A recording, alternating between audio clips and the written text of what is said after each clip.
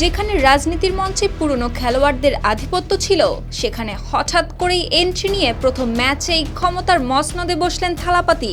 যেন সিনেমার মতোই বদলে দিলেন বাস্তবের রাজনীতি।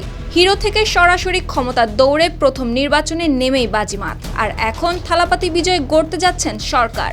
তামিলনাড়ুর বিধানসভা নির্বাচনে তার দল তামিলাগা ভেট্রি কালাঘাম এগিয়ে রয়েছে 122টির বেশি আসনে। মোট 234 আসনের এই রাজ্যে সরকার গঠনের জন্য প্রয়োজন 118 আসন।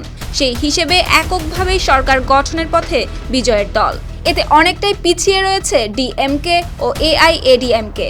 দীর্ঘদিন ধরে তামিলনাড়ুর রাজনীতি ছিল এই দুই দলের দখলে, কিন্তু এবার সেই দ্বিমুখী রাজনীতিতে বড় ধাক্কা দিয়েছে থালাপাতির টিভিকে। 2024 সালে দল গঠনের পর থেকেই একাই নির্বাচনে লড়ার ঘোষণা দিয়েছিলেন বিজয়।